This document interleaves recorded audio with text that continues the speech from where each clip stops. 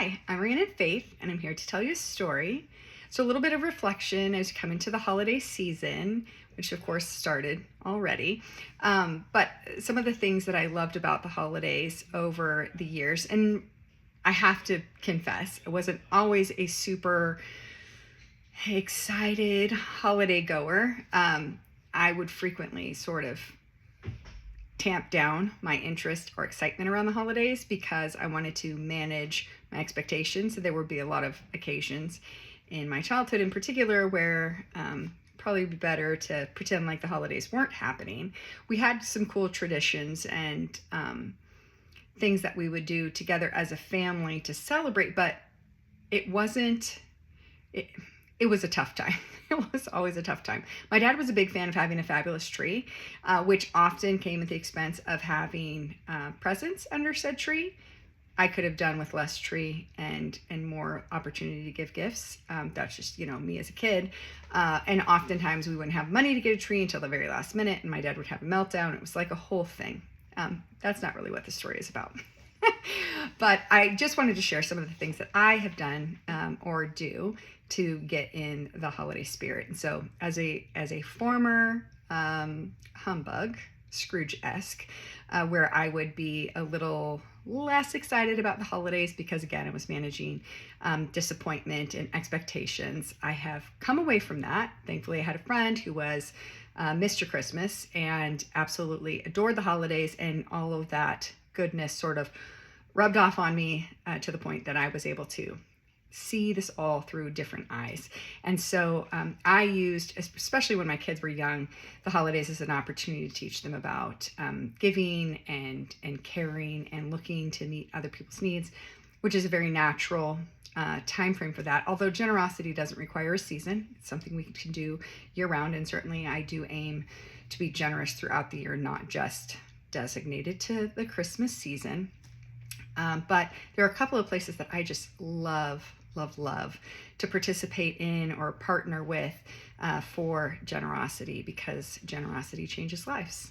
And I adore that. And I've been a recipient of generosity of others. And it's wonderful to be in a position to extend generosity out beyond that sort of pay it forward dynamic. But I didn't wait to be generous until I had the means to be generous. I was generous when it hurt sometimes, to the expense of, or at the expense of, something bigger for my family or what have you, because I always felt like we really did have enough. But one of my favorite ones is Operation Christmas Child. You might have heard of it. And I have no affiliation other than a participant for over 20 years. With Operation Christmas Child, you put together a shoebox full of goodies. And many years ago, when I first started participating, I would gather things year round. I kind of always had a toy box or a toy closet, things that I would pick up on clearance, what have you, so that if my kids got invited to a birthday party, they never had to go empty-handed. So I would buy age-appropriate toys when they were on clearance, stuff them in the toy closet, and then when we had something come up, I could just grab from that. I'd buy a bunch of cards. We'd have all the stuff. So it didn't matter if in the moment I didn't have the means. I had planned for this. And so I would kind of do the same with the shoe boxes. It would start right at Black Friday. So anything that I could get on sale during that time frame, I would grab that. So one of the first things that I remember that I every year, I would buy the 12 pack of washcloths, because you'd add washcloth and some other toiletry items into the shoe box. And so you jam pack it full of all kinds of things, essentials, toiletries, hairbrushes, a water bottle, things like that. And then also fun things and practical things like coloring books, crayons, pencils, rulers, and then toys, small toys that you can fit in there. And you would be amazed at how much stuff you can jam pack into a shoebox. I always did at least one for each of my kids, and tried to, as means provided, do 2 per kid, and then getting up their numbers. And I think the max we did put together, not that it matters, but 25 we did as a family, because I kept finding things on Good Deal and just bought more and more. But one of the really neat things early on in my participation with the program, I heard that kiddos would use the buckets. If they got a plastic shoebox, they would use that to either store their special things, or they would use it to transport water to and from if they were coming some distance from wells and things like that. And I just thought, wow, how cool. Like, let me get the plastic shoebox then, give it as an opportunity to maximize their use and benefit. Even if it was just a special little place that they could store all of their treasures. And so packing those shoe boxes is just like a mandatory part of the holidays for me. And it's kind of neat because it coincides really closely with my son's birthday. And so I haven't convinced him yet. He's 16. Someday, I'm sure he'll be willing to say, okay, let's have a shoebox party. Like that's my, quiet mom hope. Like, oh yes, let me just be generous with others. He's a pretty generous kid, but that would be very cool. So we put together like 10 of the shoe boxes this year for church, and got it. It's really easy now. You can buy like bulk items on Amazon. They even have like a storefront on Amazon, things you can look for. And so it's never too early to start putting together your shoe boxes for the next year. I've already gotten mine some things that I'll be picking up along the way. It's great to stock up on back to school things during back to school season.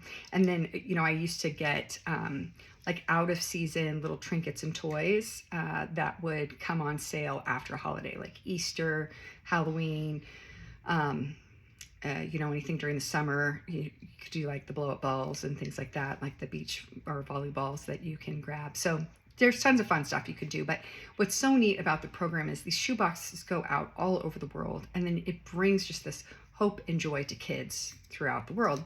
And so loads of programs, there are loads of people that participate in the program. You could just go online and find out more about it.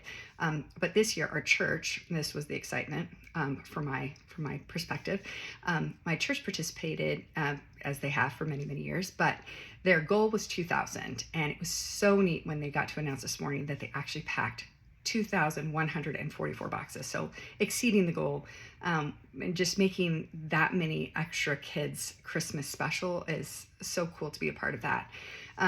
So really glad to get to partner with that. But another program that I really, really love, is just like near and dear to my heart for a lot of different reasons, is Prison Fellowship Angel Tree. And so Prison Fellowship has opportunities throughout the year to partner with families who have a parent that is incarcerated. And so, that's not for everybody, I recognize, but having worked in prison ministry when I was pregnant with my oldest daughter, which was a really challenging time to be young and unmarried and pregnant, not really the most ideal dynamic.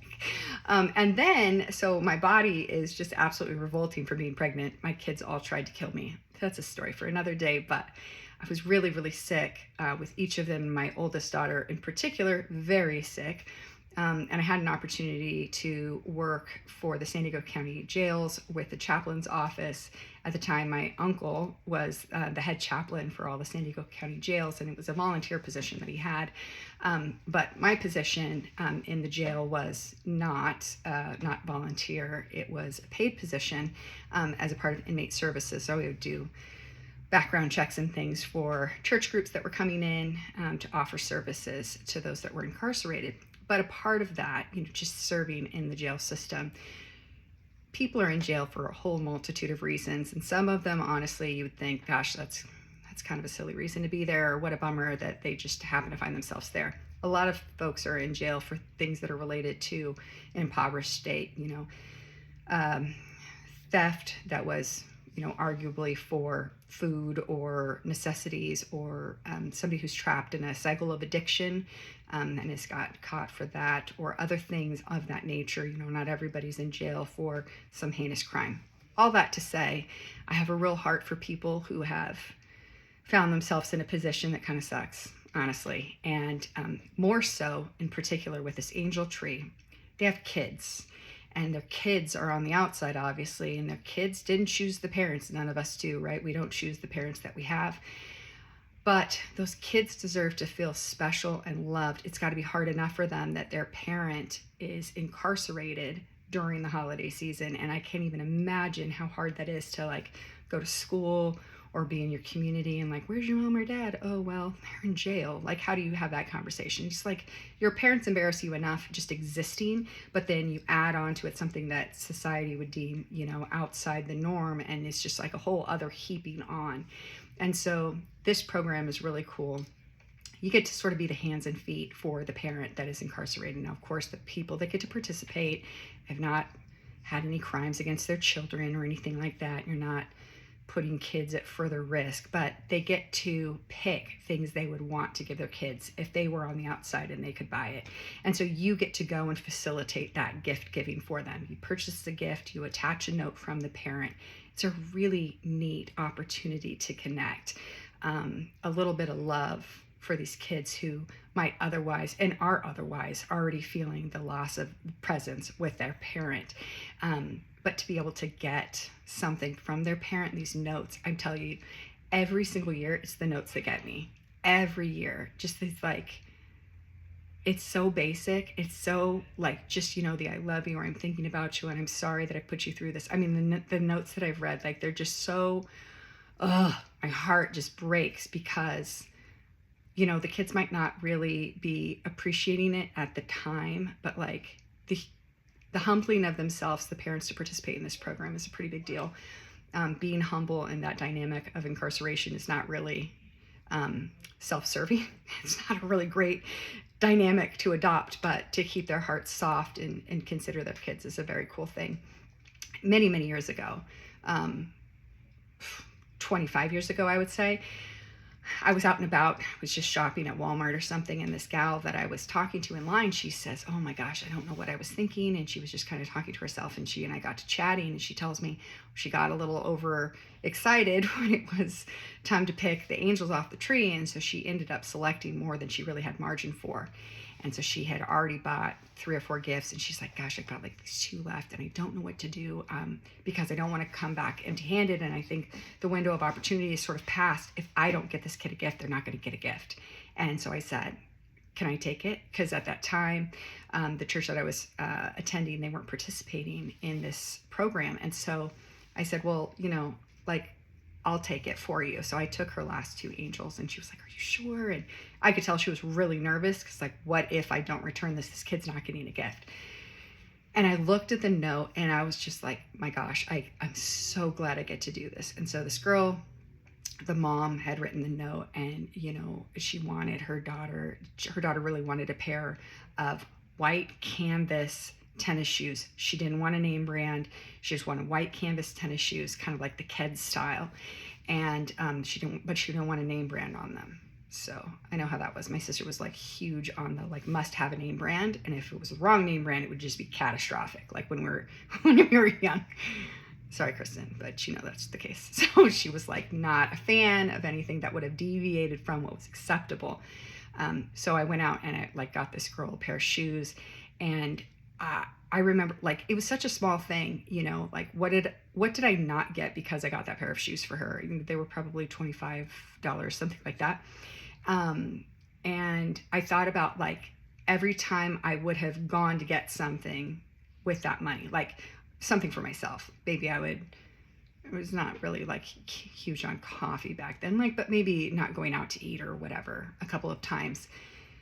I thought about it with purpose and intentionality. Like, I didn't do this because instead I got to be a part of this, blessing this little girl. And the note from her mom was just like, oh my gosh, rip your heart out. She's like, I'm so sorry, baby, that I'm not with you this Christmas, but I hope you enjoy these shoes. I'm sure you'll look great in them. And I just like, I really couldn't. I was standing there in the Walmart aisle as I had gotten this card from her, just like teared up and trying to get a grip, because it's so special to be able to be a part of that. And, you know, again, people have all sorts of reasons that they found themselves incarcerated. And, you know, my dad was in jail when my oldest was a baby for doing dumb things. And it wasn't anything, you know, it wasn't a violent crime or anything like that. It was a stupid crime.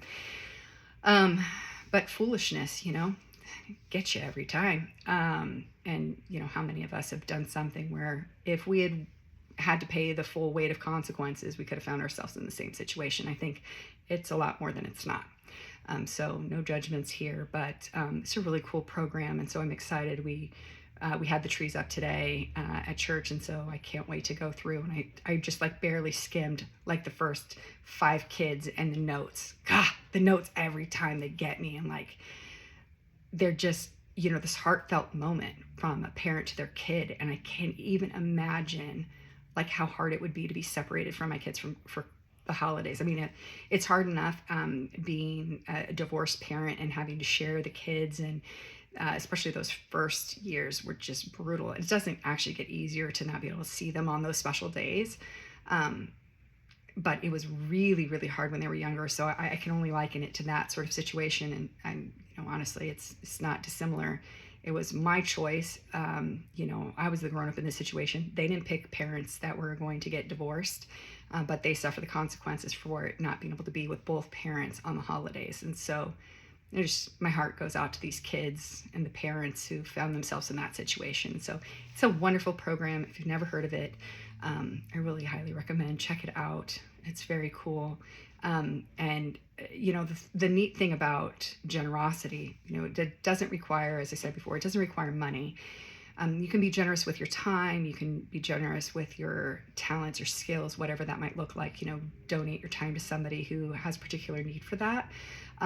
Or even just being generous with your presence, being fully invested and connected with people when you're with them. That makes such a difference. And I mean, we live in such a busy world where we're all going a million different directions at the same time. And just think about how powerful it is if someone, puts their phone on silent or puts it full stop away and just sits with you in community with you. What does that look like? How is your life transformed by that basic generosity? And I think there's a lot of opportunity for us to do that. And so I'm going into this Christmas season with a lot of that mindfulness in place, to look for more opportunities to be generous. One of the other things that I'm really keen on doing is Advent calendars. Like I dig it so much. The last couple of years, I was really trying to get away from the candied Advent calendar for myself. I love doing an Advent calendar for me too. Always do them for my kids. But a few years back, I decided, I really don't need a piece of candy every day. And I don't want to celebrate with food all the time, especially as I've been working so hard to take better physical care of myself. And so I transitioned into activity Advent calendars. And it was kind of a bummer because I didn't think it through. I should have partnered with my sister or something to have her think of ideas that I could put in my Advent calendar, but I didn't do that. And so it was less surprising or exciting when I saw the things that I'd written to myself. But this year I decided, because I did activity Advent for myself last year again, to do them for a whole lot of other people in the family and extended beyond the family. And it has been so much fun. So I went through and I created activities or things to do that are either holiday related, like seasonal activities, or just self-care, sort of like your favorite things activities. So for example, my brother-in-law is really into D&D and loves photography. So things that are in his activity Advent include, thinking up character, think of a new character, spend some time building a new character for D&D, or go on a photo walk where you take pictures of things that you really enjoy in nature. Just stuff that you tend to lose sight of during the busyness of the season, because it doesn't even matter where you're at or what you're doing. There's so many more things that get put on your plate and calendar during this time. And it's kind of neat to have somebody reminding you to spend 10 to 20 minutes doing something that's just for you, connecting with other people, And so I picked things that were all really personal to the people that I was building them for. And I'm really excited to see how they enjoy them. I was trying to be mindful too that it not become another thing or a burden, but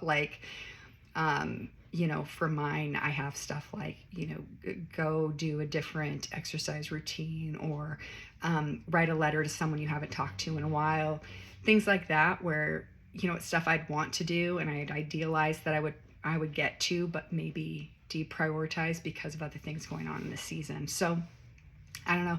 I'm excited to see the reception for it. I had fun putting together the little Advent calendars for each of the people. I did sort of DIY thing. My kids each have ready to go Advent calendars, but others in the family didn't, so I built them little things. The most fun one was for my nephews. So they have a very cool, I think they got it at a garage sale. My brother-in-law was saying, advent calendar. It's like a whole house situation.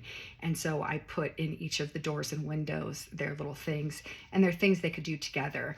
And I mean, again, it was like just fun stuff. It probably, I hope, will help my sister with ideas, because sometimes she gets frustrated that there's, like, I don't know, I'd love to do something fun and creative with them, but I'm like out of ideas because I'm busy, and she's got, so many things going on with the kids and their different schedules and all that. But like, you know, create a new superhero. So, pen and paper or crayons or colored pencils, whatever, create their new superhero, things like that, or a flag for the family that has representation for each of them. So it's just like fun little things. Then there's a snowball fight.